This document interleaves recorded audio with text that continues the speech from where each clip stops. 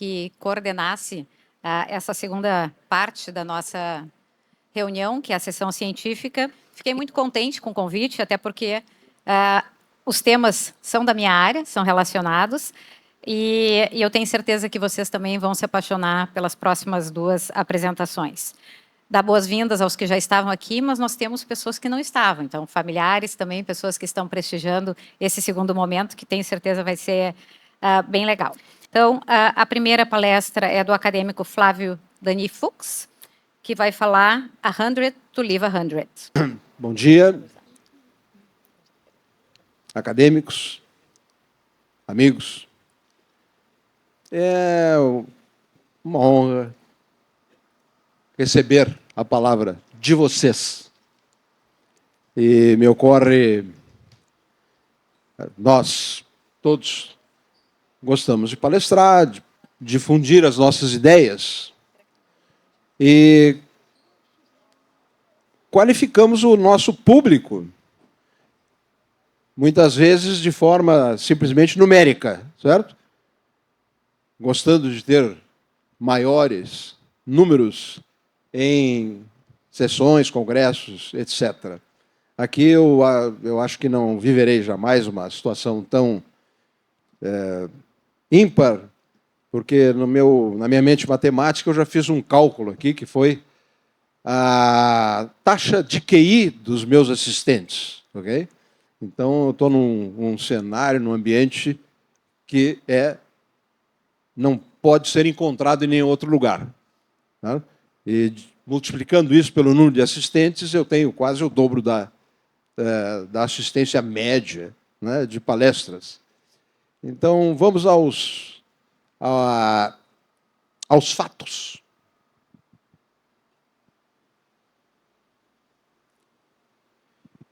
Eu tenho trabalhado bastante, alguns colegas aqui vão me ouvir mais uma vez sobre o tema, mas, obviamente, eu estou me dirigindo àqueles que não conhecem o que eu tenho feito em mais detalhes.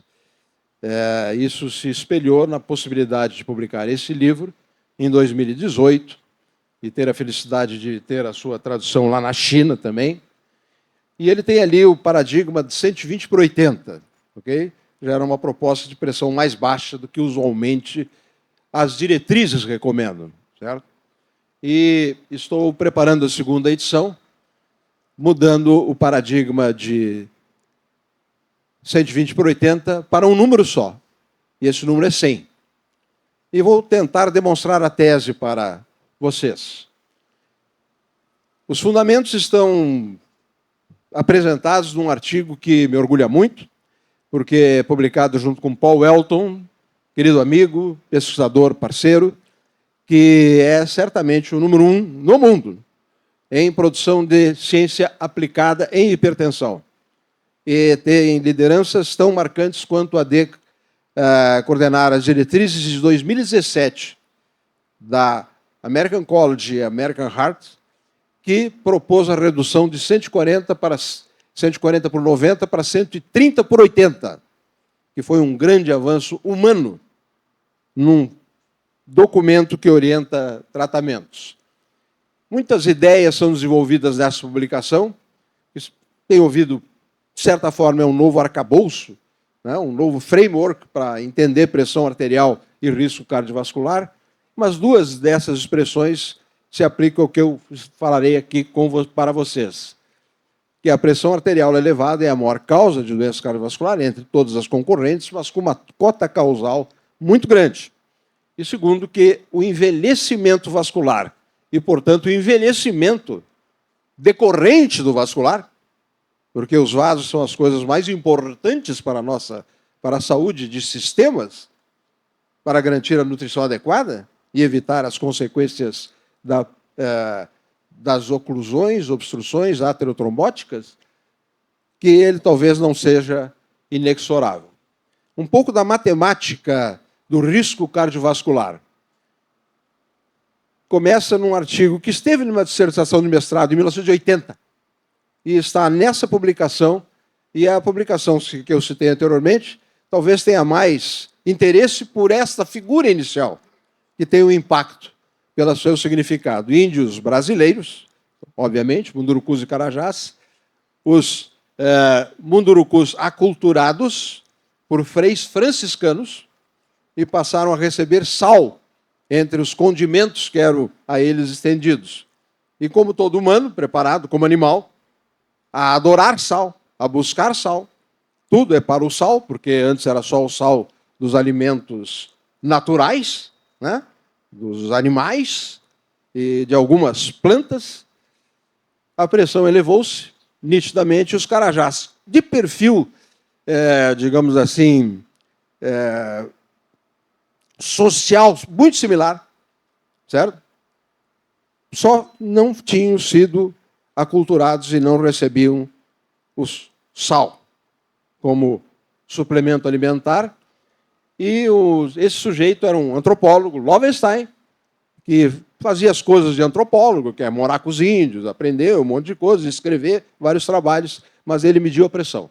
E vocês estão vendo aí, a figura fala por si, a elevação da pressão arterial associada com o consumo de sal. E isso dá base ao que é a nossa realidade contemporânea, desde a época que o sal, caríssimo no início e barateado com o passar do tempo, passou a ser disponibilizado. E aí todos nós, como os mundurucus, acrescentamos sal à nossa dieta por um prazer gustativo e também como a forma mais efetiva de conservar alimentos e que permitiram que nós estivéssemos aqui, de origem europeia ou de qualquer outro continente, porque portugueses só conseguiram navegar e manter, né, a segurança dos seus alimentos com o bacalhau.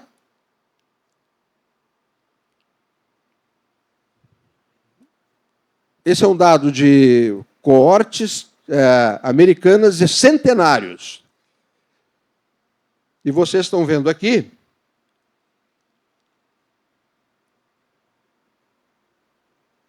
que a pressão arterial, os grupos aqui, vejam só, próximo a 100, 100 a 104, 105 a 109, mais de 110 anos de vida. E o desfecho, nesse caso aqui, hipertensão. Vocês estão vendo que, nas pessoas em geral, a pressão começa a se elevar mais cedo. Quanto mais tarde ela começa a se elevar, associa-se, e é uma explicação plausível, racional, lógica, para ser centenário. Não tendo outras intercorrências médicas, obviamente, ou de acidentes. Vejam só o que acontece em paralelo. A idade de início da doença cardiovascular, a idade de apresentação do AVC e até a idade de apresentação da demência. Certo? Tudo corre em paralelo com a incidência de hipertensão arterial.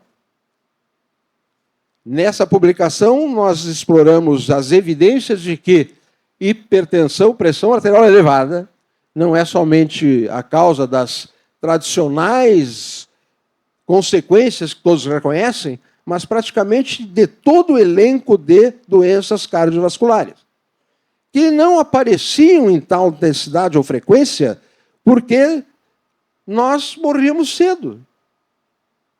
Então, nós somos uma coorte predominante, fora pessoas bem mais jovens que nós estamos aqui, que está sendo uma novidade para a humanidade recente.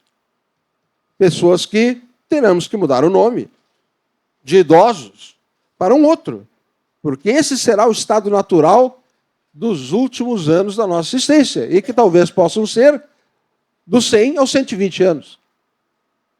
E não dos 40 aos 50, como era no passado quando eu nasci, certo? Ou 40 a 60 e assim por diante. E apareceram as consequências de longo prazo da pressão arterial elevada, não muito elevada. E algumas delas são muito marcantes e hoje enche as emergências e os consultórios. 3 delas estão ali. A estenose aórtica está chovendo, certo? Por quê? Porque tem idosos e tem estenose aórtica do idoso que não é reumática. E é explicável simplesmente pelo dano hidromecânico sobre a válvula. 110, 120, 130 mil batimentos por dia. Shear stress, sangue saindo. E depois a válvula fechando como uma tampa. Não é? Os folhetos. É óbvio que isso é simples. As ideias simples, como diria Ockham, na navalha de Ockham, para explicar a realidade são as melhores. E essa é muito concreta. E as válvulas aórticas não estão aguentando pressão arterial elevada. E a professora Carize vive com isso também seguidamente. E o Rogério vai mostrar dados disso, ele trata esses pacientes, certo? A sua clínica nasceu nos últimos 10 anos, certo? E sobrepuja até a clínica da doença coronariana, em muitos casos. Vamos para a matemática. A matemática na medicina, que é expressa pelo nascimento de uma das grandes invenções do homem, o ensaio clínico randomizado, que permitiu que se fizesse o experimento, que é somente a única forma de subsidiar um fato atribuído a uma intervenção. Os estudos observacionais são geradores de hipótese, certo? E os estudos matemáticos, empíricos controlados, que essa foi o grande avanço na medicina, foi o empírico que nós sempre fizemos como médicos, atendendo um paciente queixoso, doente, intervindo de qualquer forma e vendo no retorno, como regra, melhor. E com esse modelo que é empírico, é experimental, porque ele foi colocado alguma coisa, tomou um remédio, ou fez uma sessão psicoterápica, ou qualquer coisa que seja, e nós vemos o antes e o depois. Só que o antes e depois em medicina oculta uma série de mecanismos que podem determinar o benefício e não é atribuído à intervenção. Certo? O primeiro e presente em todos os pacientes praticamente é que, ao partir do momento que eles são abrigados por um médico, eles começam a melhorar. Se sentem seguros e encontram a esperança para as coisas mais graves e a confiança de que aquela dor, não é, de joelho vai melhorar.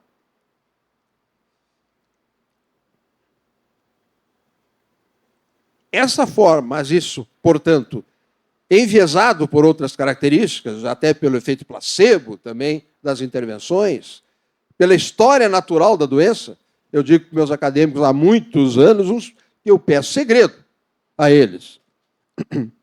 Deixa os pacientes achar que fomos nós, ok?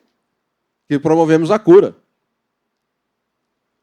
Porque a maior parte das doenças tem uma história natural de cura espontânea, ou de oscilações onde um momento há a crise e no outro momento as coisas melhoram. E os tratamentos são feitos sempre onde? No pico. Só entre nós. Então, como mostrar que alguma coisa muda a história da vida dos indivíduos, do homem na Terra, comparando a intervenção com uma intervenção falsa, que carrega todo o resto dos efeitos do tratamento presumível, só não a atividade intrínseca da nossa intervenção. Esse é o ensaio clínico randomizado. Comecei muito cedo com isso, mas trago aqui uma intersecção, dado que, pela minha total inabilidade em produzir qualquer coisa artística, ou sequer tentar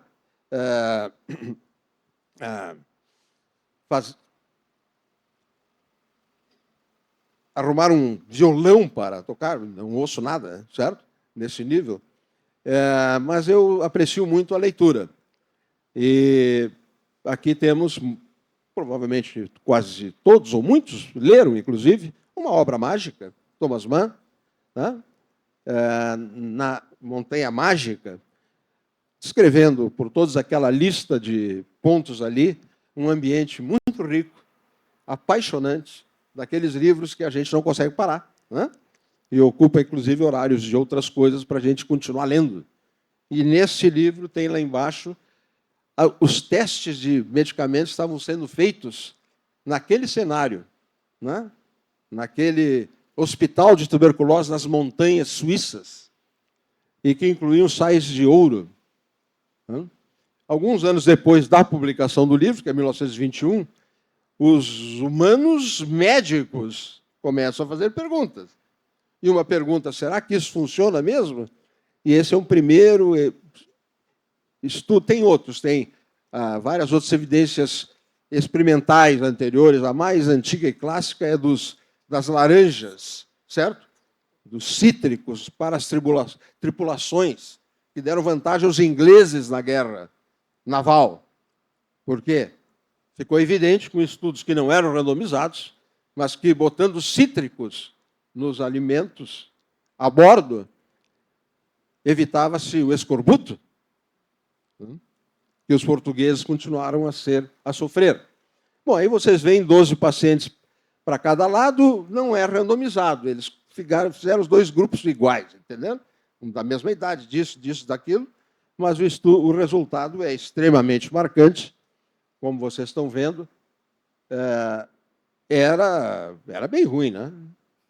Piorava do que melhorava. E tudo melhorou igual, né? Óbvio que tem que melhorar igual, certo? Okay? Carregando o efeito placebo. Isso foi um dos inspiradores para um estudo que mudou a história da medicina. Primeiro ensaio clínico randomizado com tabelas e números aleatórios fornecidos pelo professor Bradford Hill, Sir Bradford Hill, que é o seguinte, e os resultados são os seguintes. Esse é uma real foto daquelas publicações todo rasgado. Talvez seja o artigo que tem o melhor índice de impacto, porque ele está todo rasgado nas bibliotecas, certo?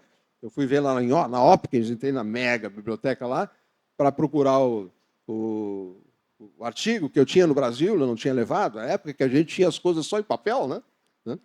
E não tinha o artigo no volume. Tinha só, estava rasgado, alguém tinha levado embora. Né? Aí eu pedi para o NIH ali, lá para o PubMed, lá, eles me mandaram, mas lá também estava rasgado. Vocês estão vendo o fax que eu recebi. E o que tem nesse trabalho?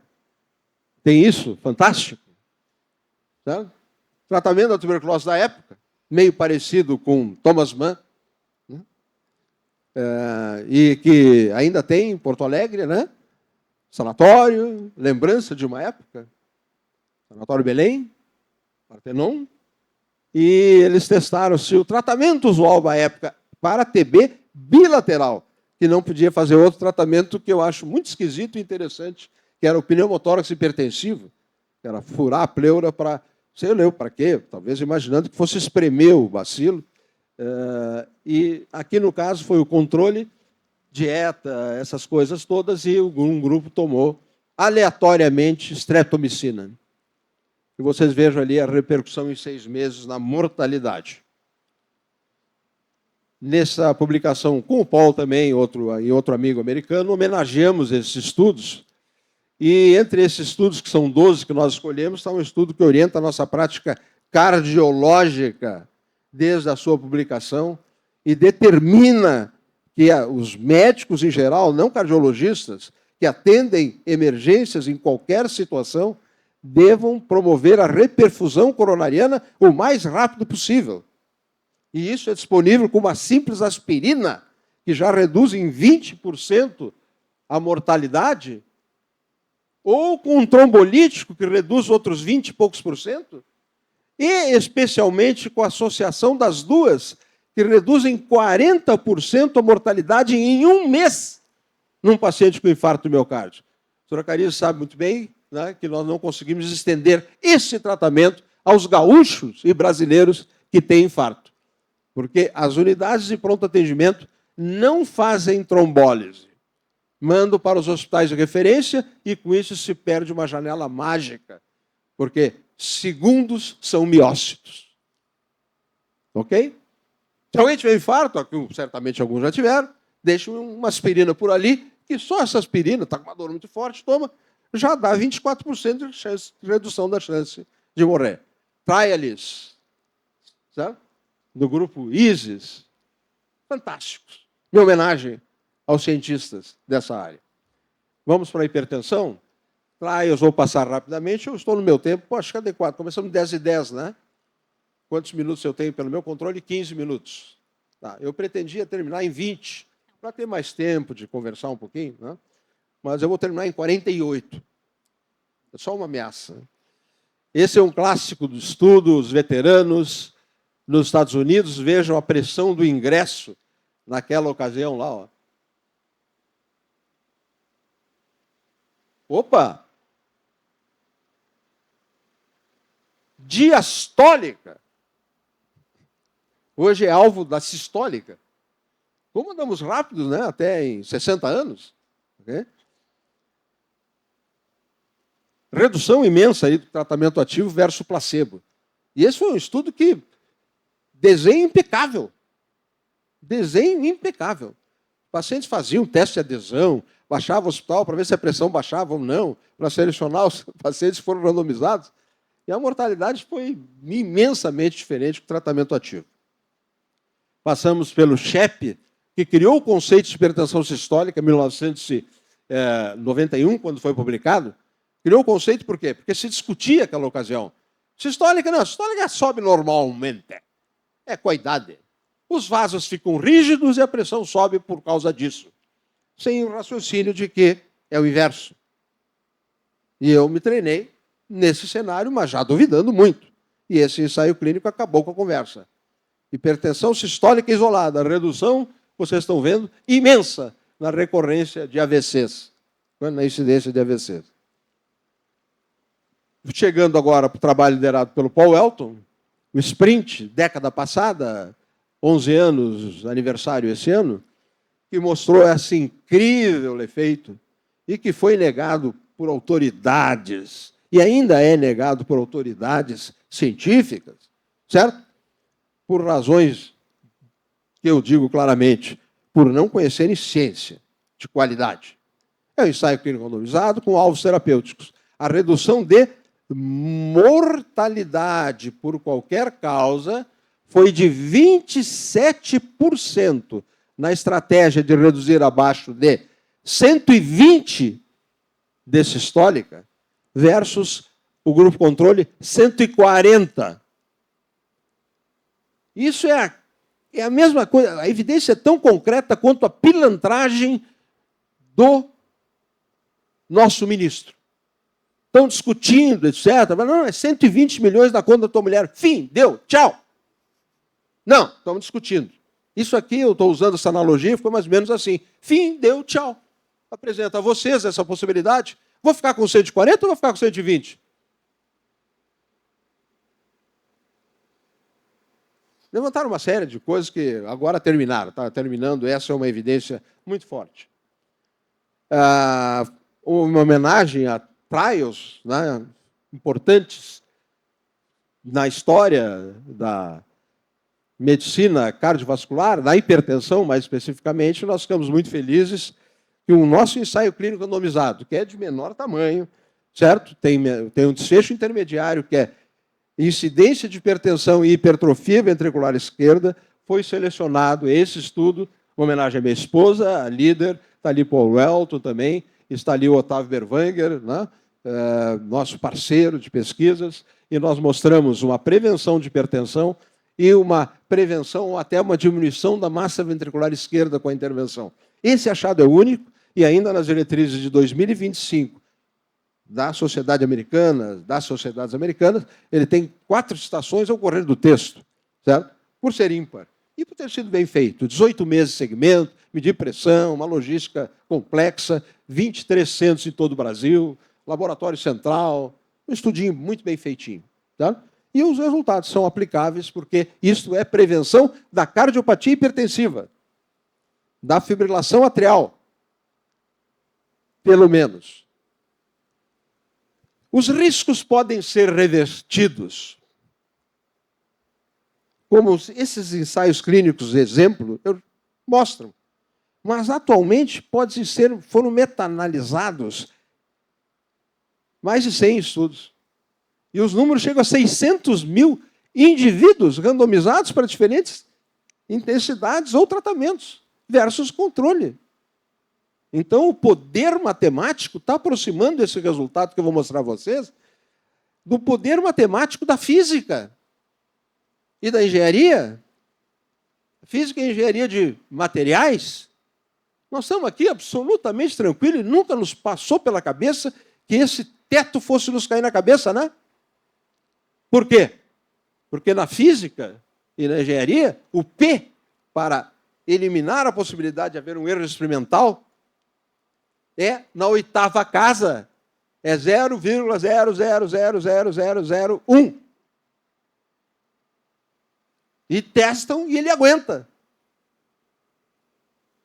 Testes de peso. Não só de peso, né? De sacudir, pelo amor de Deus. Muitos já tiveram edifícios que sacudiram, né? Lá no Japão, né? Sacode, só os turistas saem porta fora, né? Com medo. Nós estamos com o P 0,001. 1 na 10 mil. Já é muito bom, né? Probabilidade pequeníssima de haver erro experimental no teste feito. E aí, uma publicação nossa do ano passado, de novo, o mesmo grupo, aqui no caso, este grupo aqui que está fazendo outras coisas também junto atualmente, o Paul, o Otávio, Sandra e eu, que é essa publicação que tenta demonstrar a sustentação matemática para, como dito ali, baixar a pressão arterial. E aí o exercício matemático que eu fiz inicialmente, teve contribuições importantes dos meus pares para leitura, interpretação e sugestões e redação desse trabalho. Que se baseia no seguinte fato: no risco cardiovascular de estudos de coorte, certo? E esta coorte é uma coorte importantíssima para a humanidade, porque ela detectou claramente o aumento do risco a partir de 115. Essa figura aqui é a mesma daquela, só que essa ela é com o logaritmo e retifica, e a verdade ela é exponencial. E ela diz o quê?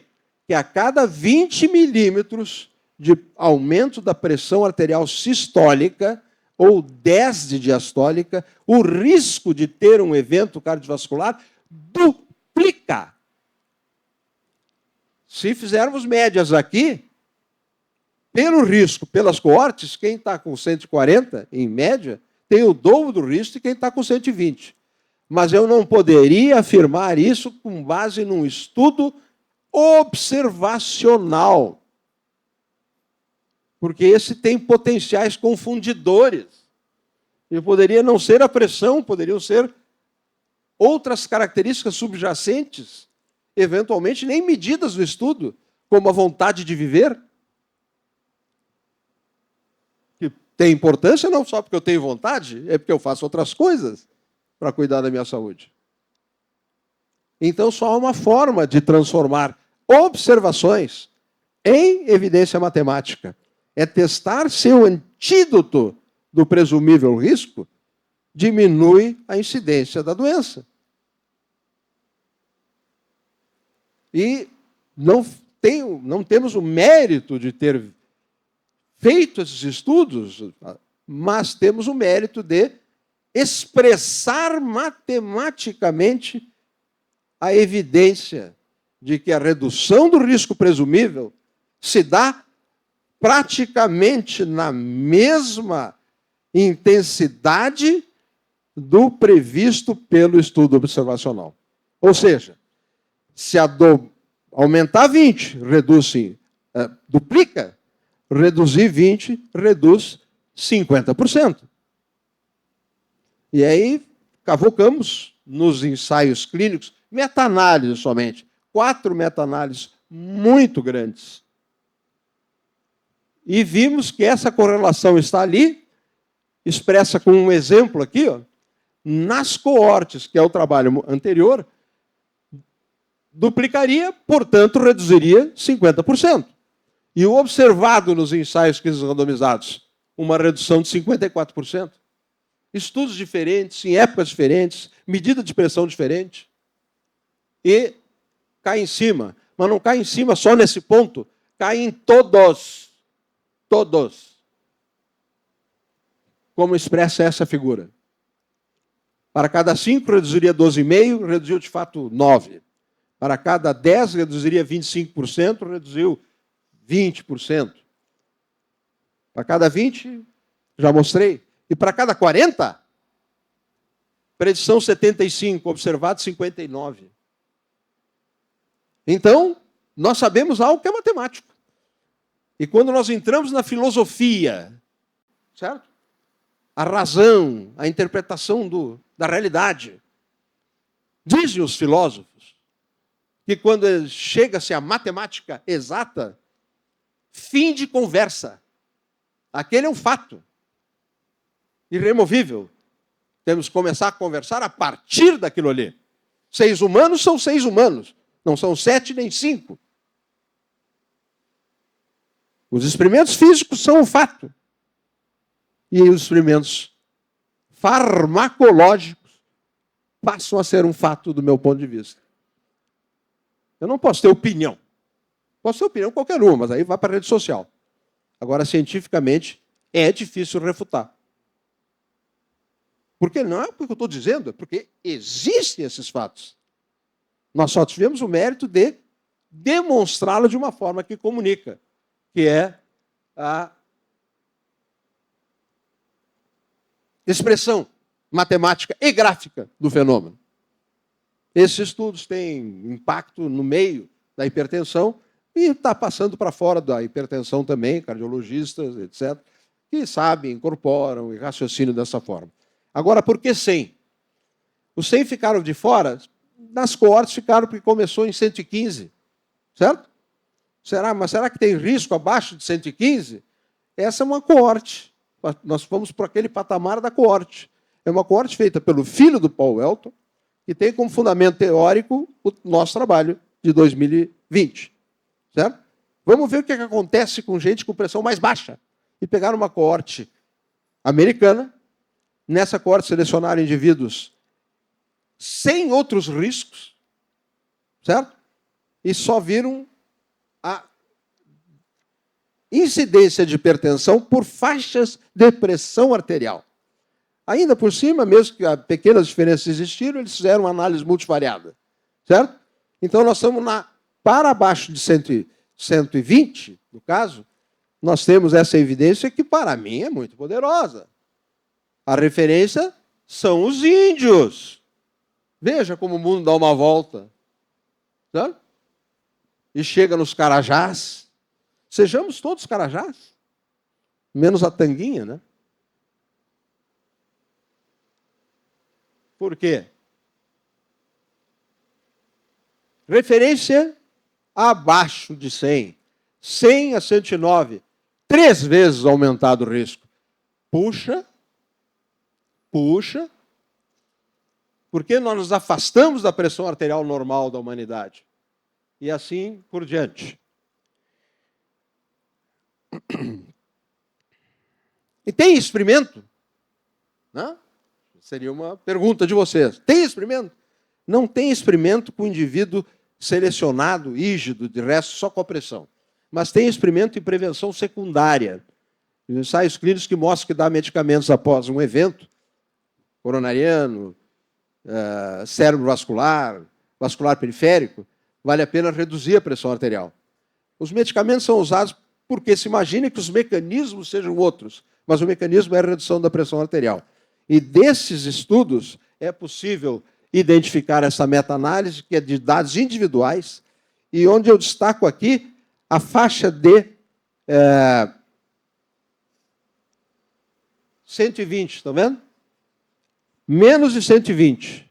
Um bom ele, hein? O que diz isso aí?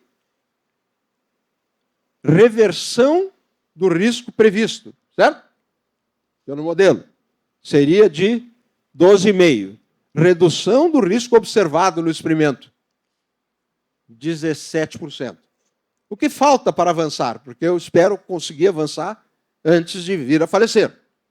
Falta um ensaio clínico para a redução. Eu tive um projeto bem bonito, arrumado, direitinho. Não consegui dinheiro, mas vou fazer uma vaquinha aqui com vocês, né? Que é testar 130 versus 110 na prevenção secundária.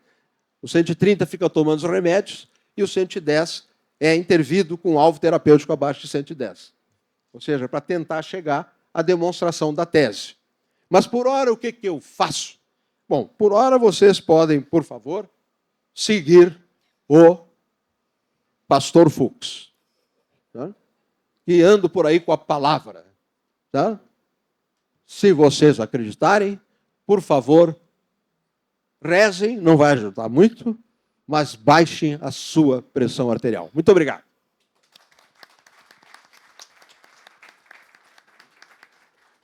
Obrigada, acadêmico Flávio Fux. Eu fui orientada de que nós passaríamos para a próxima apresentação e, na sequência, então, a gente abre para perguntas. Pode ser? Então, tá. Então, eu gostaria de convidar o colega Rogério Sarmento Leite para falar sobre o outro espectro aqui, né? Cardiologia intervencionista na perspectiva. Rogério, bom, 30 minutos tu consegue para a gente ter um tempinho ali? Vamos tentar, claro. Tá. Bom, muito obrigado a todos pela oportunidade. A academia, hoje a responsabilidade ela é triplicada, né? Primeiro, falar depois do meu professor aqui, dentro da Farmaco, eu me lembro, no segundo ano, as aulas eram depois do almoço, o Fux não deixava ninguém dormir e ficava batendo nessa tecla, né, Carize? E hoje está meu pai aqui, que já puxou a orelha, porque eu vim sem gravata, e a minha felicidade de ver a minha filha, junto com o namorado aqui, que estão no primeiro semestre da medicina. Eu espero que seja inspirador para vocês e que possam percorrer essa carreira que é linda, e aqui a gente tem vários exemplos disso. E é um pouco difícil eu falar, e aqui não é uma aula de aviação, não é uma aula de engenharia, não é uma aula de guerra, mas o que a gente faz na cardiologia intervencionista, o Dr. Prates tem a vantagem de, o Dr. Adamastor também, eles mexem perto do coração, no coração, muitas vezes com o coração parado. A gente tem que abastecer os nossos aviões, acertar aquele catéter ali com o coração andando, ou não caminhando e às vezes batendo muito rápido, né, Carice? E esses números o Fux já mostrou muito bem. Às vezes, em determinados momentos da vida, se a gente não cuida da pressão, como ele mostrou, nós temos que carregar os nossos corações nas costas e não o nosso coração nos leva. E tem esses números absurdos que a gente vê. Isso aqui vocês podem entrar nos celulares, nos tablets de vocês, o cardiômetro, esse cronômetro não para. Só no Brasil, o acumulado do ano de mortes, não do 2025, mas nos últimos 12 meses, o professor Manfroy sabe muito bem disso, 125 mil mortes. Nas últimas 24 horas, 900 mortes. Então, assim, enquanto a gente está falando aqui, tem gente morrendo de muitas diferentes cardiopatias. E esse mundo da cardiologia intervencionista é fantástico. Ele nos permite uma série de coisas, tratar a doença coronária, tratar doenças estruturais, doenças congênitas, terrenos extracardíacos também. E é uma história muito bonita.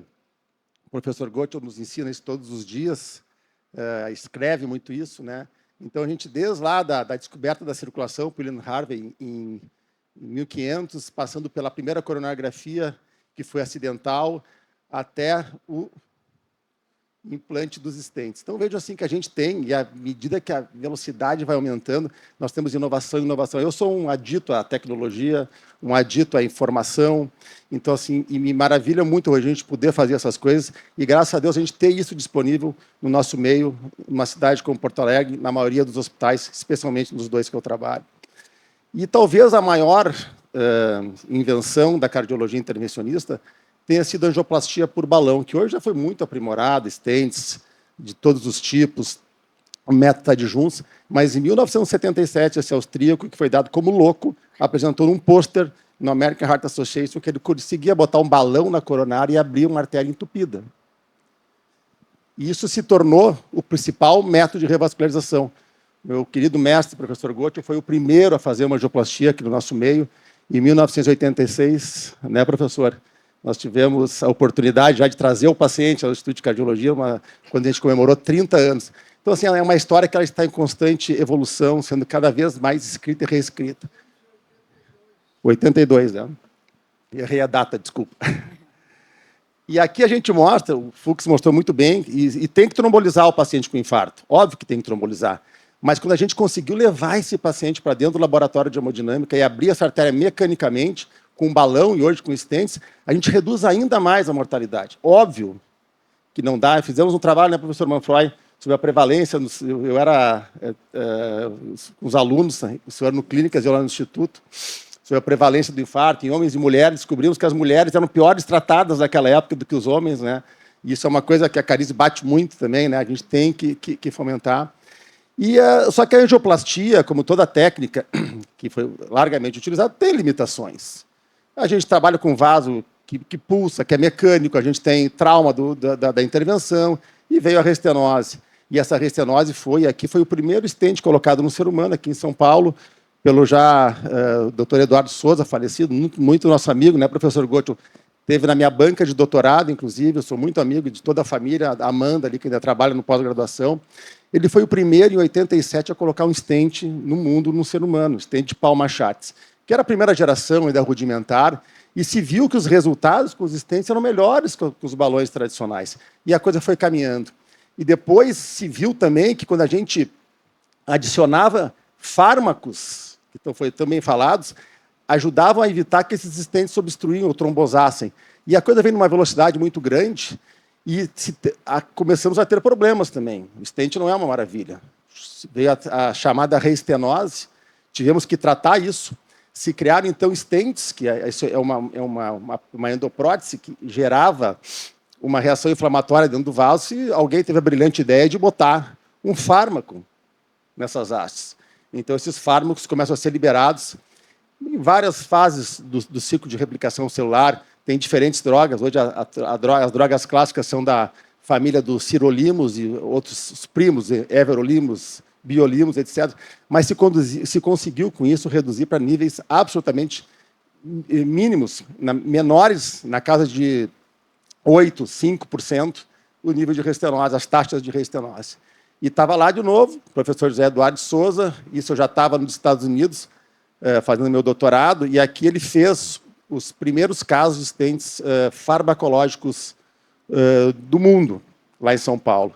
E se viu, nessa série de pacientes, obviamente selecionados, que as taxas de reestenose eram próximas de zero. Isso foi uma mudança de paradigma completa na medicina cardiovascular. Vejo aqui, segmento, uma lesão grave, imediatamente depois, 4 meses, 12 meses, 24 meses, 48 meses.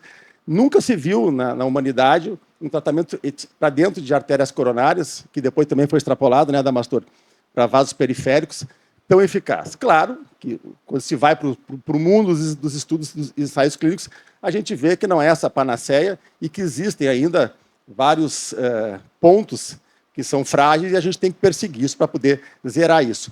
Mas, de qualquer maneira, se viu que o stent farmacológico, a partir, então, dos anos 2000, passou a ser o default, a estratégia preferencial do tratamento da cardiopatia isquêmica invasiva. Mas o que aconteceu? Se começou a disseminar, as técnicas não eram uniformes, os pacientes também não são os mesmos, e se começou a ter trombose desses stents. Veio o alerta do FDA, uma série de coisas, um passo atrás. Eu fui chamado na Unimed, a Carize, eu acho que participou disso também, fomos acusados de estar fazendo mal para os pacientes, mas perseguimos e as coisas foram evoluindo. E se viu que, na verdade, esse polímero, que era a cola que leva a droga, ele gerava em alguns pacientes uma certa reação inflamatória. E isso favorecia a trombose. Então, veio uma recomendação do FDA para prolongar a terapia antiplaquetária, que até então era ainda feita de maneira meio rudimentar. Vieram os stents com drogas, stents não poliméricos, e a coisa evolui. Nós já estamos na 3ª geração dos stents farmacológicos hoje. Esse é um trabalho que nós tivemos a oportunidade de participar também, que foi publicado no JAMA, e que mostrou que, como os stents são muito bem implantados, guiados por imagem, e com a nova geração de drogas, podemos sim reduzir, com segurança, o uso dos antiplaquetários. Esse é o que eu participei também, foi publicado no New England do ano passado.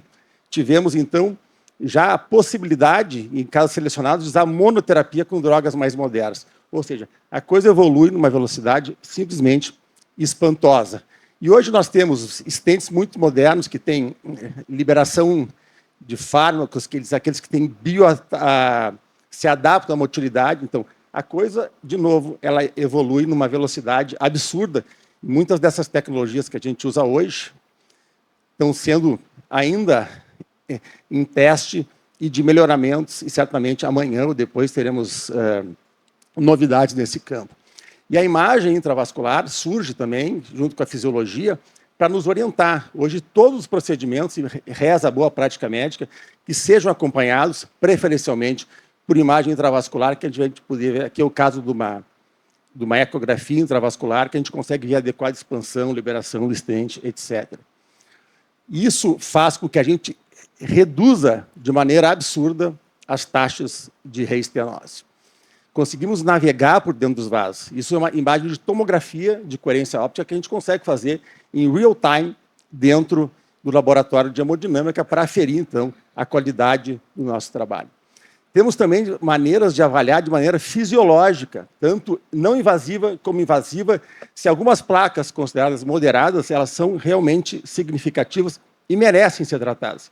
Nós não temos que tratar toda e qualquer artéria coronária com lesão. Temos que selecionar os pacientes com base em achados fisiológicos, anatômicos e clínicos. Então, hoje o laboratório de hemodinâmica se tornou uma coisa high-tech e cada vez mais a inteligência artificial nos ajuda a diminuir as diferenças. Porque eu observar uma coisa, a Cariz observar outra, o Adamastor observar outra, vai ter sempre uma variabilidade intra e interobservador, e a inteligência artificial veio junto com uma série de tecnologias para poder melhorar ainda mais esses resultados. Vejam que hoje a gente tem, isso aqui são dados do Instituto de Cardiologia, comparados com o INCOR em São Paulo, uma média absurda de procedimentos. No Instituto, nos últimos 4 anos, fizemos, né, professor, em torno de 30 mil cateterismos cardíacos e quase mais de 15 mil angioplastias, uma média de quase 3 mil por ano. Superponível que o INCOR, que é o maior centro de cardiologia do país, faz. Ou seja, nós, felizmente, estamos muito bem, isso falando em níveis de saúde pública, né? No Moinhos, a gente tem, no Clínicas também, tem serviços de alta qualidade. E veja o que foi falado do infarto. Aqui, ó, não dá para atrasar. Infelizmente, Porto Alegre dispõe, aqui dos lugares que eu trabalho, um coordenado pela Cariz, que é o Moinhos. Veja que entre um paciente chegar na emergência, se a artéria aberta, a gente faz isso em menos de 1 hora. No Instituto de Cardiologia também, 56 minutos. Ou seja, a gente está absolutamente dentro das diretrizes. Isso requer muita organização e muita dedicação, senão a gente não consegue alcançar esses números e a mortalidade aumenta. E vejam que, felizmente, se a gente comparar também, e aqui não é mortalidade no infarto, aqui é a mortalidade da angioplastia coronária. A média do DataSUS do Brasil, todas as regiões, 1,91. No INCOR, o ano passado, menos de 1,5%, no Einstein, menos de 1%, Instituto e Moinhos, a mortalidade da angioplastia eletiva, menos de 1%. Ou seja, nós temos cada vez resultados mais concretos e reprodutíveis, porque nós temos diferentes colegas profissionais que fazem nesses diferentes hospitais e serviços. Não é sempre o mesmo, e não pode ser assim, porque infarto e urgência não tem hora. Isso nos permite, então, esse é um caso que eu tratei, paciente absolutamente grave, multiarterial, lesão coronária direita, tronco de coronária, ou seja, uma doença muito complexa que o Praxis poderia perfeitamente operar, mas hoje a gente consegue, com o auxílio da imagem intravascular, tratar esses casos. Aqui veja a direita totalmente refeita e a coronária esquerda também totalmente recanalizada, revascularizada, com o paciente tendo alta em menos de 24 horas depois do procedimento. Ou seja, isto é a realidade do que a gente faz hoje em qualquer laboratório de hemodinâmica organizado, e Porto Alegre dispõe de vários. O Rio Grande do Sul também, né? A gente estava falando do interior, também várias cidades com excelentes serviços. Então, assim, recomendo a leitura desse artigo, que é muito bacana, pelo um dos gênios da cardiologia, que é o Dr. Patrick Serrais, que como é que ele vê isso nos próximos 15, 20 anos. Então, é mais ou menos o que a gente já faz hoje. Qualidade, competência focada com instrumentos, organização, método, reprodutibilidade e inteligência artificial e imagem. É isso que vai nos guiar a cardiologia do futuro. Mas não é só coronária que a gente trata. Aqui um dos outros gênios da cardiologia intervencionista mundial, o professor Martin Linho, de Nova York, ele criou o termo cardiopatia estrutural. Nós nascemos nas coronárias, né, Dr. Gotti, mas hoje invadimos as outras estruturas do coração. Então, tratamos cardiopatias congênitas, estenose aórtica do recém-nascido, às vezes intraútero até, fechamento de canais arteriais, comunicações interarteriais, interventriculares, estenoses pulmonares, ou seja, um sem número de patologias que podem já ter seu diagnóstico feito ainda na barriga da mãe.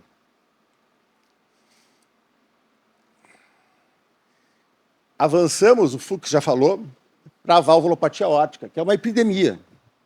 3% da população com mais de 70 anos tem algum grau de estenose aórtica.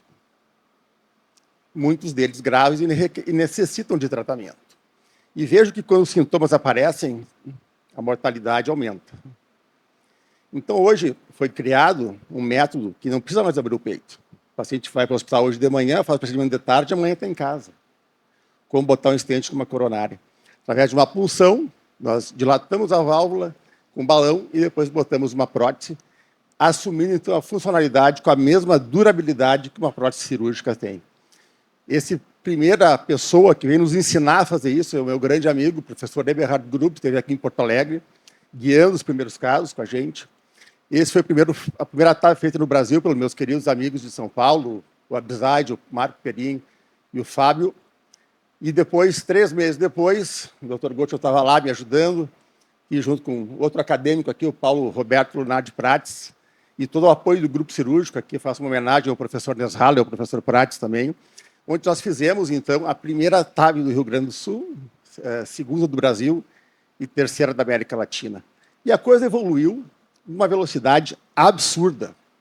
E hoje nós temos dezenas, centenas de pacientes tratados em todos os lugares do mundo por dia. Ou seja, que dá ideia, tanto no risco baixo, extremo, intermediário ou alto risco. Isso, inclusive, foi uma homenagem ao nosso querido professor Brown, do pai da cardiologia moderna, que morreu anteontem, Carice? Anteontem, aos 95 anos. Ele, aos 89 anos, eu estava lá, pedi para bater uma foto com ele, porque nesse congresso em New Orleans, em 2019, quando foram apresentados os dados da TAV no baixo risco. Nós vamos contar para os nossos netos, eu estou contando para minha filha, para os nossos bisnetos, que estamos aqui para testemunhar este incrível avanço no manejo dos pacientes da estenose aórtica.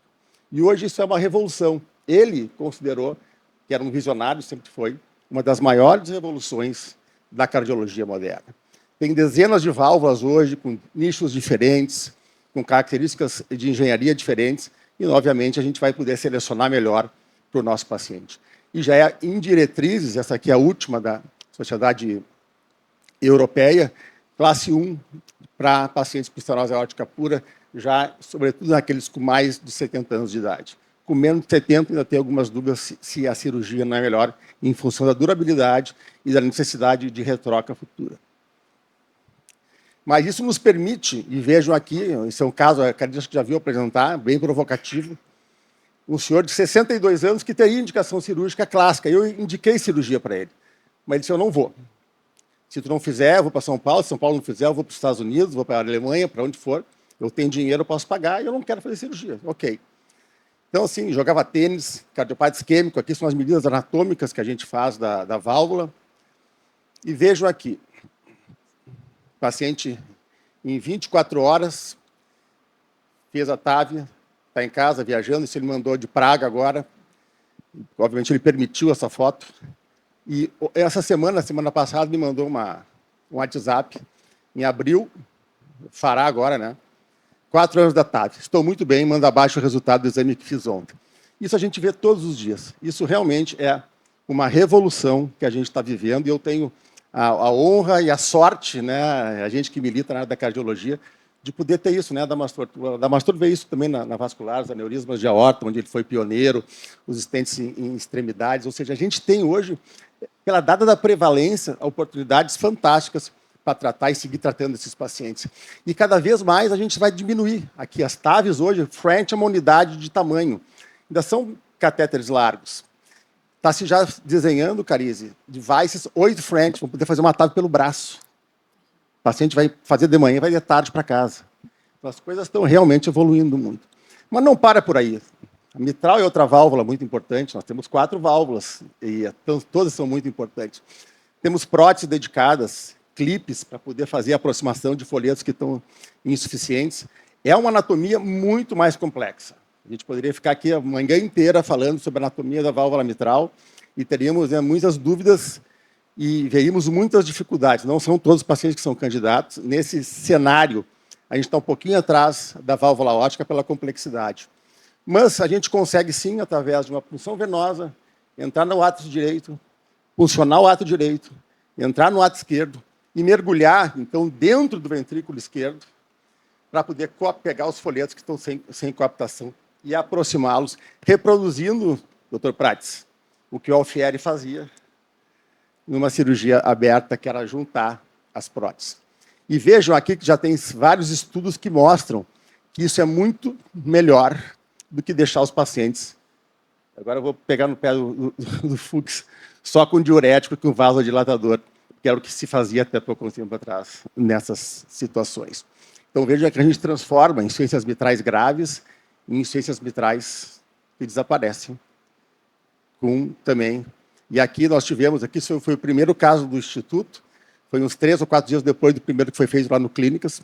Estava lá o Paulo Roberto comigo também, quando a gente fez esse paciente. Foi o nosso primeiro, então é um landmark que nós temos. Nós não tínhamos cabelo branco ainda. Isso foi em 2015. Mas hoje já tem, até, eu vou fazer agora em julho, o segundo caso do Brasil, que é um estudo ainda experimental, é o POLAR, é um folheto que a gente repassa o folheto posterior da mitral. A gente aparafusa uma placa biocompatível no folheto posterior da mitral, estão marcados para o dia 16 de julho aqui, os 2 primeiros casos de Porto Alegre, segundo do Brasil, e só na Geórgia também estão fazendo isso, que ainda é experimental. Então, é muita engenharia, é muita imagem, é muita tecnologia. Tem o TIOGA, que são próteses que a gente põe, e esse também ainda está em teste, que tem todo um sistema de ancoragem diferente. O Capstan é um dispositivo que é todo robotizado. A gente põe todas as informações da tomografia, do ecografia no computador, e vai um robô e põe. A gente só tem que apertar um botão. Isso também ainda é experimental, mas eu não tenho dúvida de que será realidade num espaço de tempo muito, muito, muito breve. Essa é uma solução para uma paciente que eu fiz agora, apresentei esse trabalho no Latam Valves, uma senhora de 40 anos, 5 cirurgias prévias, todo o grupo cirúrgico disse, eu não opero mais essa mulher. Entramos, então, pela veia e colocamos uma prótese dedicada para a válvula aórtica, desmontamos ao contrário, porque o fluxo da tricúspide é ao contrário, e implantamos, e essa paciente também teve alta em 48 horas, bem, e estava hospitalizada há 2 meses, e isso também, o SUS não cobre isso, foi através de uma doação que eu consegui fazer e melhorar, junto com outras tantas coisas que a gente faz por aí, a qualidade de vida desses pacientes. As coisas não param, ciência cardíaca, dezenas de devices, hoje temos para suporte hemodinâmico para o paciente agudo, em choque cardiogênico, uma bomba que a gente coloca dentro do coração, é uma coisa muito de nicho, mas que pode dar o tempo necessário para aquele coração se recuperar e ser revascularizado ou os remédios funcionarem. Ou seja, a tecnologia é absurda também nesse cenário. Mas o que é o centro disso tudo? A gente fala em perspectiva. A gente não pode perder a perspectiva que o paciente é o centro disso tudo. E, obviamente, a gente cada vez mais constrói isso através do que a gente chama do Heart Team, que é o tema da moda, né, Carice? Então, onde está o cirurgião, o clínico, o intervencionista, o geriatra, os imaginologistas, ou seja, não se faz nada mais hoje sem uma equipe muito organizada e uma equipe multidisciplinar. E o futuro, Pedro e Maria Antônia, que vocês vão ver. Certamente, vocês vão ver, até porque o Fux já mostrou, a gente vai ter pessoas vivendo mais com uma mortalidade, né, por AVC, por hipertensão, por doença coronariana e estrutural menor. Mas as doenças vão continuar existindo. E, para isso, a gente tem que capacitar. Eu sou ex-presidente da SBHCI, uma coisa que minha gestão terminou ano passado, a gente investiu muito foi em capacitação. Todos os nossos congressos têm ilhas de treinamento. Então a gente tem que, não adianta só ser o dono do conhecimento, a gente tem que replicar isso. Não adianta só eu saber fazer, só a Adamastor saber fazer, vocês têm que aprender a fazer. E como é que se faz isso? Que nem se faz com o avião, treinando em simuladores. Para a gente chegar no que é o que a gente chama de medicina de precisão. A gente não vai admitir mais erro, a gente não vai admitir mais falha. Vai ter sempre alguém nos fiscalizando e o nosso compromisso com o paciente é muito grande. Então, a gente precisa ter imagem de alta precisão, precisamos ter simulação para os dispositivos, reconstruir o acesso. A gente pode imprimir hoje peças do coração em 3D e testar as próteses antes. A gente pode ter softwares dedicados que a gente consegue simular a prótese num determinado defeito. Então, tudo isso a gente faz com muita qualidade e o futuro vai ser assim. Ó. Cariz, vai ter que providenciar lá no Moinhos esses equipamentos todos novos, porque a realidade virtual vai chegar e já chegou. Pedro e Maria Antônia, vocês vão estudar sim. Eu digo que o estetoscópio, o probe do ecocardiograma é o estetoscópio de hoje. Né? Acabou o esteto, me desculpem, é tudo um eco. E vocês vão pegar o coração, vão manipular, vão girar, vão abrir o coração, tudo virtualmente, para poder depois invadir e tratar da maneira mais efetiva possível. Espero que eu possa ainda estar atuando nisso, né, Cariz? E graças a Deus, as instituições que a gente trabalha têm essa visão, a Cariz é a nossa chefe lá no Moinhos, e tem essa visão muito de futuro, e hoje é um polo de tecnologia, e junto agora com a faculdade que está crescendo, a gente pode talvez investir bastante nisso aí, né, Cariz? E por fim, né, eu gosto muito das frases do Einstein, uma clássica dele é que diz: eu nunca penso no futuro porque ele vem rápido demais. Nós já vamos agora, em 2027, para a 6ª edição desse curso que eu sou apaixonado, que é o TCT Plus. Começou com 200 pessoas, esse ano em São Paulo botamos mais de 1.500, e a projeção para o ano que vem são 2.000 pessoas. Então, assim, o futuro está aqui, é inovação, inovação exige capacitação. Obrigado.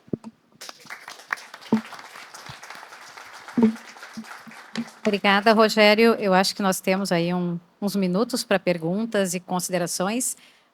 Vou começar com o Dr. Gotti. Eu vou sugerir, Rogério, professor Flávio, vocês não querem sentar aqui? Acho que vai ficar mais fácil de responder. Professor Gotti, ou o padre. Bom dia a todos. Nós terminamos de ouvir uma palestra memorável em que a revisão do histórico da cardiologia intervencionista é feita com maestria e completude. Meus parabéns, Rogério.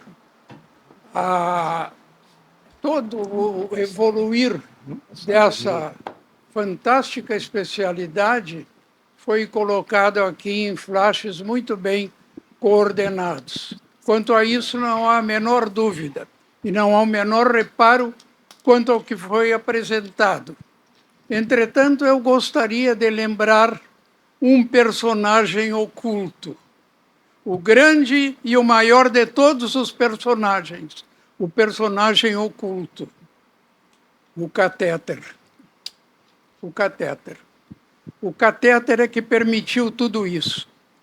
Se a cardiologia no século XIX foi dominada pelo estetoscópio, porque só no fim do século XIX é que surgiu o esfigmomanômetro de Rivarossi, o eletrocardiógrafo de Einthoven, já no fim, 1895. Todo o resto do século a cardiologia foi dominada pelo estetoscópio. Daí a grande predominância da focagem em doenças valvulares, porque eram as audíveis, não eram visíveis. O grande instrumento da cardiologia no século XX foi o catéter. O grande instrumento. Se o estetoscópio foi o grande instrumento do século XIX, o catéter foi o grande instrumento cardiológico do século XX.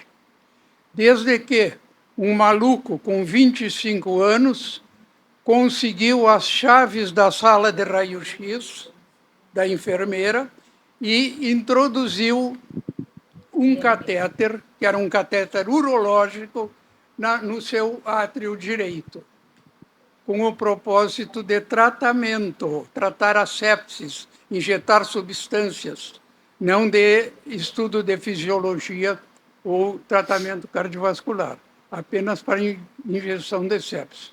11 anos depois é que nos Estados Unidos foi ressuscitado o uso do catéter com fins fisiológicos diagnósticos. Terapêutica veio muito depois. Mas tudo isso, todas essas maravilhas que nós vimos e que estão acontecendo, provém de única e exclusiva ideia e instrumento, o catéter. O catéter.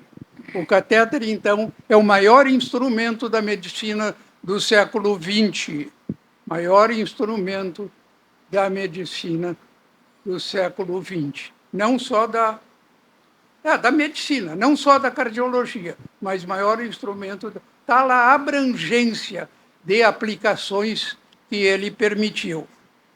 Diagnóstico, estudos fisiológicos, tratamento. Então, mais uma vez, parabéns a esta magnífica apresentação. Obrigada, doutor Gotchel. Acho que o doutor Prates, antes o Marchek.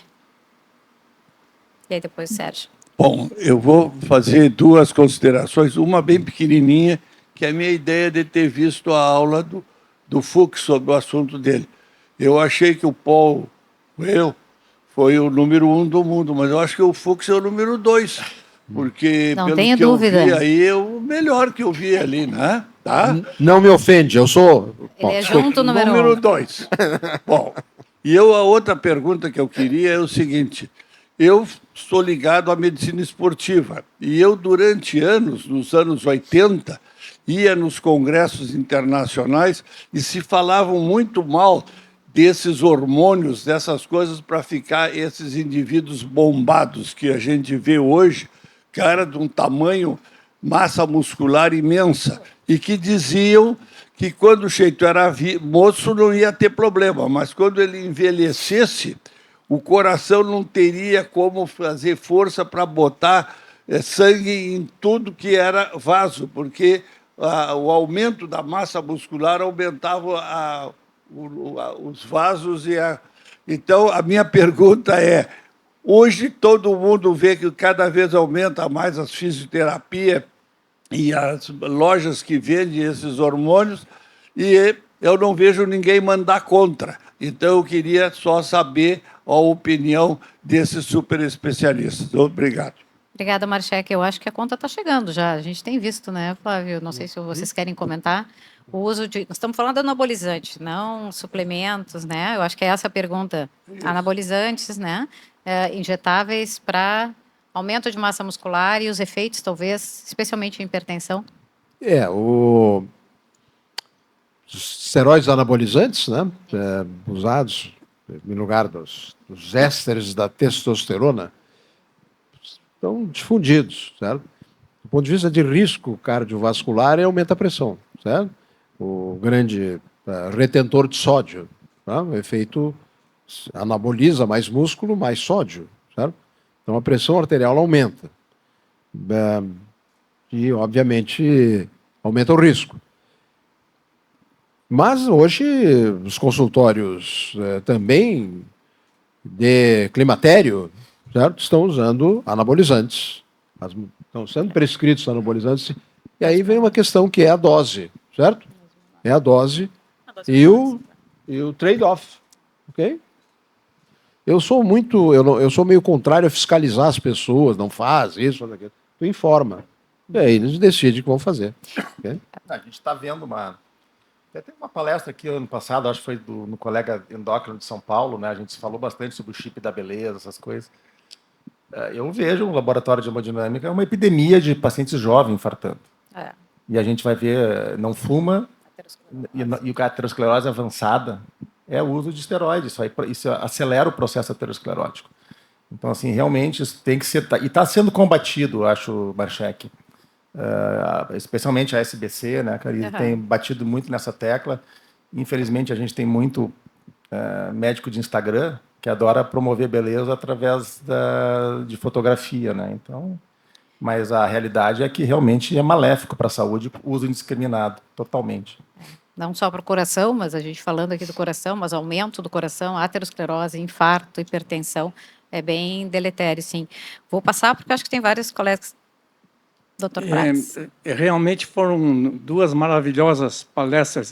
Essa manhã vai ficar marcada na história da Academia de Medicina. Parabéns à doutora Carize, que conduziu tão bem essa reunião, e aos palestrantes. Eu sabia que um dia ia chegar, que os clínicos iam tomar conta da cardiologia. Esse dia está chegando.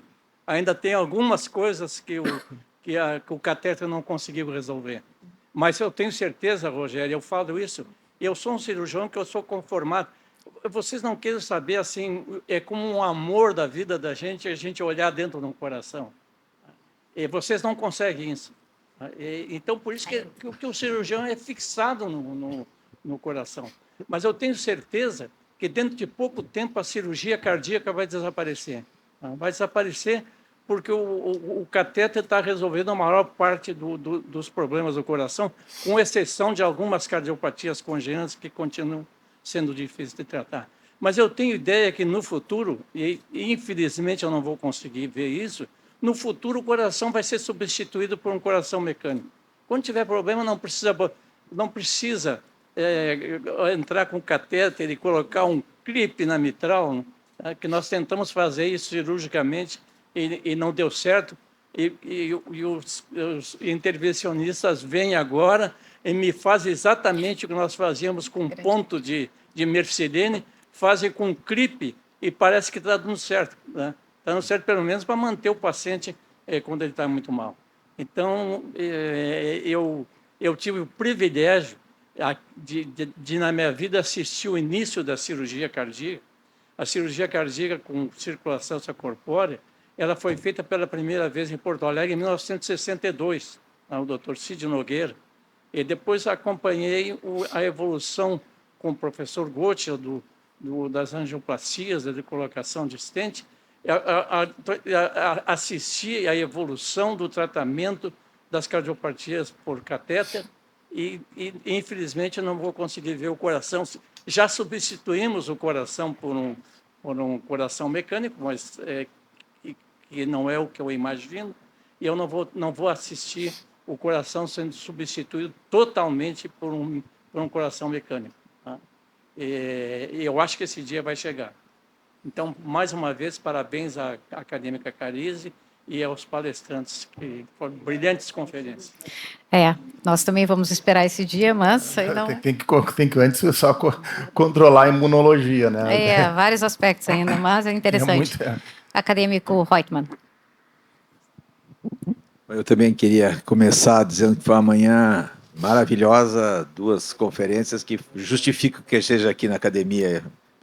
Eu que sou um dos últimos entrantes, quero dizer para vocês que uma manhã como essa justifica perfeitamente o esforço que a gente fez para entrar e então parabenizá-los. Eu tenho 2 perguntas, uma para o professor Fux. Fux, 100 anos, e aí perguntando até um pouco em interesse próprio, mas a partir de que idade precisa ter os 100? Adianta aos 66 anos a gente mirar isso, ou eu preciso começar isso aos 30? Isso faz diferença? Na discussão de um documento que estamos tendo, uma proposta aí para a Liga Internacional de Hipertensão, um conservador da área, certo? Ele fez uma frase que eu refutei, que eu vou refutar aqui.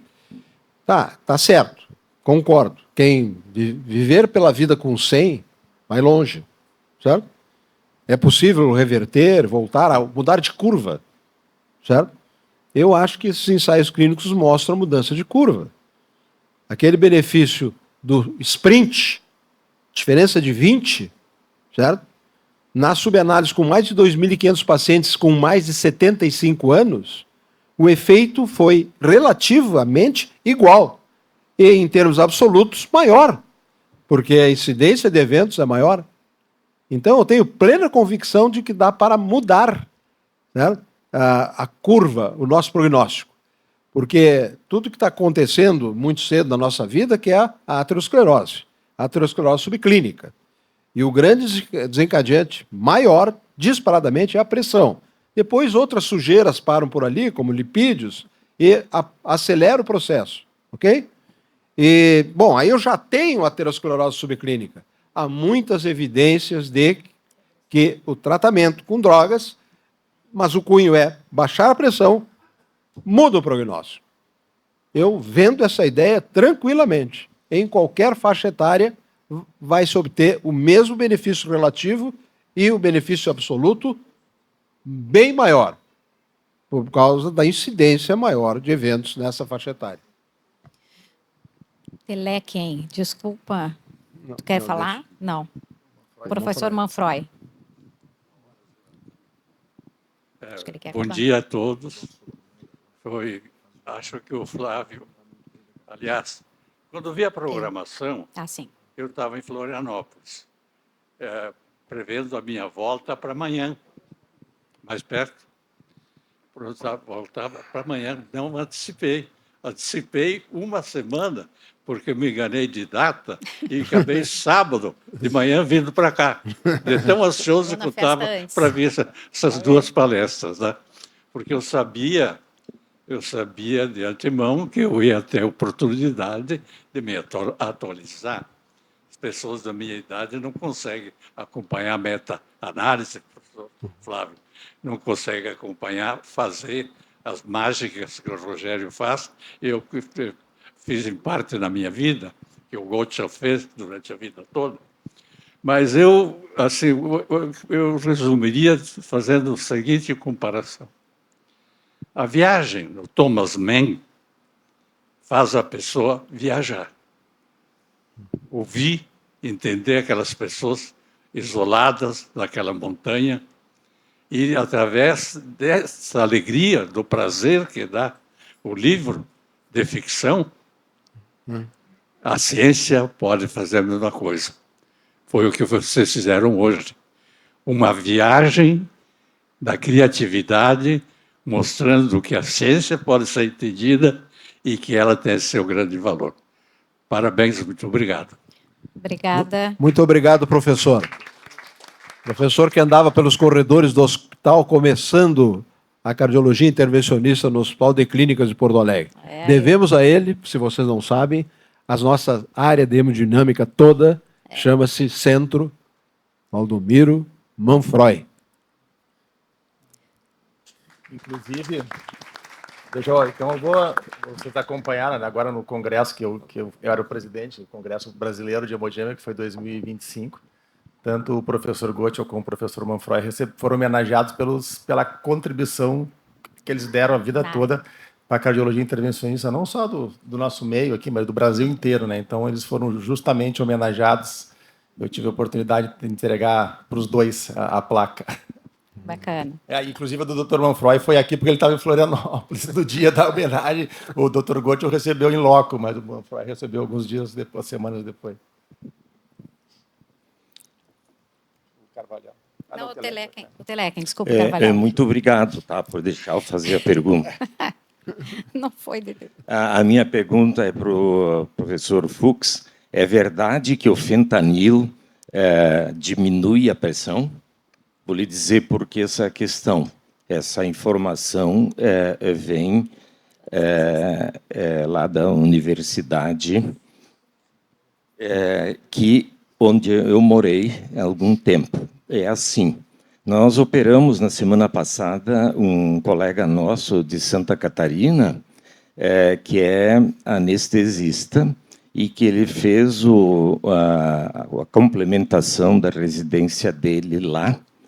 Então, o médico lá de Santa Catarina mandou para o nosso anestesista dados onde ele tinha tido hipertensão severa. Pai faleceu com 52 anos por problemas cardíacos, e ele descobriu que ele, viciado, dependente de fentanil, ele injetava no escroto para ninguém fazer avaliação no pescoço, nos braços e tal. E foi uma briga com o anestesista, né? Então eu queria saber, o anestesista queria ir embora, eu digo, pô, vamos lá, ele agora está com a pressão elevada, mas ele pediu para ir no banheiro e fez a injeçãozinha dele. É verdade que o fentanilo baixa a pressão? O fentanil e a mãe dele, que é a dona morfina, né? Sim. Tem efeitos cardiovasculares, tá? Libera estamina. Não é muito importante esse efeito, do ponto de vista crônico, ok? Uhum. E, de qualquer forma, fora um caso anedótico como esse, né, de um dependente, nunca se pensaria em sugerir que isso fosse uma opção terapêutica, né? Mas é curioso, é interessante essa sua historieta. Tá, então, eu só queria fazer um comentário quanto à testosterona. Todo mundo sabe, eu já falei aqui numa mesa redonda, que a fertilidade masculina baixou no mundo todo 51%, e uma das causas é o uso inadequado de testosterona, e, inclusive, com a prescrição médica não dessa área, não é? E também nessa área tem um bloqueio da testosterona para o sistema nervoso central, que às vezes nunca mais 25% não vai, pode tratar como quiser, que não dá chance. Obrigado. Obrigada. Nós temos mais 2 acadêmicos que gostariam de fazer comentários. Eu acho que depois a gente pode evoluir para encerrar. E o Sérgio, está bem. Eduardo Carvalhal, por favor. Rapidamente, só agradecer, né, por essa brilhante sessão, né, uma viagem pela cardiologia para nós, não cardiologistas, né, cumprimentar o Rogério pelo brilhantismo, pela inovação, né, um amigo de longa data que eu admiro muito, e também agradecer ao professor Fux, né, que muito provavelmente foi nas cadeiras de farmacologia quem inspirou a nossa turma, né, pela primeira vez no contato com a medicina baseada em evidências, né, e que tem uma contribuição tão grande aí na cardiologia, né, no histórico e no tratamento da hipertensão, hoje acompanhado também do Otávio Berwanger, né, filho do Dr. Brandão, né, que é um parceiro de pesquisas, e isso nos traz muito orgulho, né, muito obrigado. Eu tive a honra de participar nas primeiras edições do livro do professor Fux e da professora Lenita Van Macher, né, de farmacologia clínica, onde era evidente que a disfunção erétil é um marcador também precoce, muitas vezes, de cardiopatia isquêmica, né? Então, eu queria trazer essa lembrança e quem sabe, medicamentos para o tratamento da disfunção erétil, como a tadalafila, né, em dose baixa contínua, hoje tão usada em nosso meio, não possa até secundariamente ou acidentalmente trazer um pequeno benefício em baixar a pressão um pouquinho mais de alguns pacientes, né? Mas um último pedido para o Rogério. Rogério, não deixa o estetoscópio desaparecer, porque isso faz parte da humanização da cardiologia. Eu comparo muito o toque retal do urologista com o estetoscópio do cardiologista. Hoje, com PSA, com ressonância magnética, nós temos vários colegas, não tem que fazer mais toque retal, né? Mas o toque retal faz parte do exame físico, né? Faz parte da relação médico-paciente, né? Mesmo que isso traga algumas preocupações a alguns gaúchos, mas é algo que nós não podemos perder, né? O exame clínico é fundamental também, além, obviamente, dos avanços que nós temos em ecografia e ressonância, mas eu queria só fazer esse pedido e dar os parabéns a vocês isso é tão por essa verdade, manhã. Eu digo porque a gente vê isso, né? O avanço da imagem, mas é tão verdade que a Maria Antônia, o primeiro presente que ela me pediu foi um estetoscópio. Eu disse, pode escolher a cor, eu pegou um rosa bem bonito, né? Eu vou tentar não associar o meu estetoscópio com a lembrança que tu me trouxe, mas eu vou continuar usando o estetoscópio. Eu acho que o professor Lavin só abriu, gostaria de falar antes. Bom, encurtar, eu vou passar por cima dos parabéns, que concordo com todos e mais ainda. Mas a questão que eu coloco tanto para a parte clínica do Fux também da parte intervencionista é o seguinte: nessas coortes, e que segmento onde pode ser modificado, e acima de 60, o que a gente vê, seja em interconsulta, o consultório mesmo do psiquiatra, é o uso e abuso de, especialmente antidepressivos e também psicoestimulantes agora, e que é o uso continuado que vai dar tanto transtornos eletrolíticos, tendência à ciádia, secreção na propriedade de hormônio antidiurético, seja aumento de crises de hipertensão, seja por bloqueio, principalmente colinérgico, também uma desregulação do todo um sistema autonômico de sobe e desce, esse ajuste,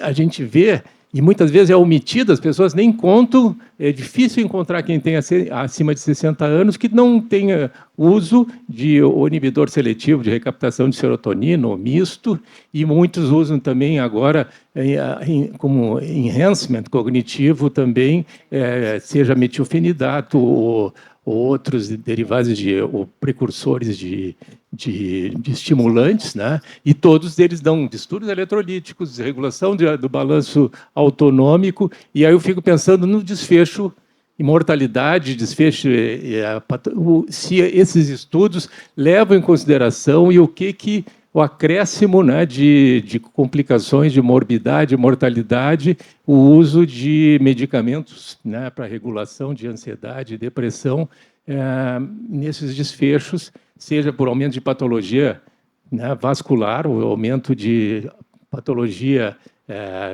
eletroquímica, que vai dar também, secundariamente, desfechos desfavoráveis. Mas essa questão de você, se esses estudos levam em conta os riscos dessas associações, que muitas vezes nem é citada pelo paciente que chega em consulta. Uma resposta curta. Nós vimos até estudo epidemiológico em Porto Alegre que reverteu a ideia que já estava meio que se consolidando, que a própria depressão, por si só, independentemente do tratamento, fosse um risco para a hipertensão. Porque essa noção veio dos consultórios de ambas as partes, ok? Deprimidos, pessoas idosas deprimidas têm pressão alta, tá? E não há associação da doença. Essa observação sobre o tratamento, ela é farmacodinamicamente adequada. Eu não imagino que, em princípio, que graus de elevação da pressão arterial documentado, mas hoje, mais do que imaginar, eu posso perguntar para o sábio, né? Se existem estudos que eu não tenha lido sobre isso, certo? De tratamentos crônicos e modificação de pressão arterial.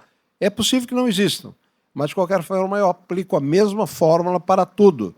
Se há um tratamento que eu tenho que usar, certo? E que tenha como consequência a elevação da pressão arterial, eu não vou deixar de oferecer aquele tratamento que tem efeito, por exemplo, sobre a funcionalidade do paciente, sob uma perspectiva de prevenir infarto. E eu compatibilizo as duas abordagens. Se eu estou usando um medicamento que aumenta a pressão, certo? Eu vou usar mais medicamentos que baixam a pressão por outro mecanismo. Porque hoje não é a droga, é o valor pressórico que orienta o nosso controle dos nossos pacientes. Dr. Lavinsky. Bem, quero também cumprimentar os dois palestrantes. Foi uma manhã magnífica. Gostaria de ter ouvido essas palestras há mais tempo, mas realmente foi extraordinário. Eu gostaria, como na oftalmologia, nas últimas décadas, praticamente todos os nossos procedimentos são baseados em medicina baseada em evidência. E se constatou que a figura do especialista, do expert, foi, sob certo nível, substituída pelos trials, pelos resultados dos trials. Porém, o que se constatou também que o especialista mantém a importância dentro da medicina baseada em evidência, não mais como a última palavra, mas escolhendo as evidências que importam para o seu paciente, para o e não para o grupo de estudo. E isso realmente faz muito, na palestra do professor Flávio, se viu que são múltiplos, traz muitas evidências que o especialista tem que avaliar e interpretar para aquele caso em particular. E hoje se percebe, especialmente na área que eu me dedico de retina, que os estudos do real life adquiriram significado para avaliar os efeitos e os resultados em grupos localizados, sem se afastar naturalmente da essência dos clinical trials. Então, isso seria um comentário adicional. Se tens alguma discordância, eu gostaria de ouvi-lo. E uma pergunta, bem breve. Essa hipotensão relativa tem repercussões sistêmicas em níveis perfusionais? Não sei se, primeiro, acho que é mais para mim, talvez. Sim. Eu quero aproveitar a sua pergunta, né? Doutor Jacó. Olha meus olhinhos molhados. Médico. Dava meu pai com maculopatia degenerativa da senilidade, ok? Fazendo de tudo, certo? E a farmacologia está presente ali hoje de maneira fantástica. Mas cuidava assim daquele jeito. Eu indo para a praia na sexta-feira, levando meu pai, disse assim, posso atender teu pai sábado de manhã ou sexta-feira às 10 da noite, certo? Eu estava bem, sim, senhor. Mas falar isso e homenagear também o seu irmão. Vocês, nem tudo é ensaio clínico randomizado. A observação empírica tem um poder muito forte frente a certas intervenções. Eu tenho livros e discuto isso filosoficamente, que um tiro, certo? Um tiro mata, se dado no peito. Não obrigatoriamente, para furar o coração não matar, mas, digamos assim, não preciso fazer um experimento, não preciso testar se usar paraquedas previne morte em queda de altas alturas. E na medicina estão os procedimentos onde a evidência empírica não necessita absolutamente qualquer grupo controle. Duas, que eu repito sempre, em homenagem ao Luiz, do professor Luiz, que é o implante coclear. E quando eu lembro, eu choro, porque eu vi ele botar em crianças surdas, recém-nascidas, no clínicas, conseguindo doações de indústria. Essas crianças são adultas, normais. E a catarata, para falar só numa questão oftalmológica, que entra cego e sai enxergando. Sem ensaio clínico. Quanto mais nós pudermos ter essa certeza de que a observação empírica não controlada demonstra a realidade, mais nós vamos ficar livres de grandes ensaios clínicos para detectar o real efeito. Gostaria, então, de... Doutor Sérgio, acadêmico Sérgio, presidente.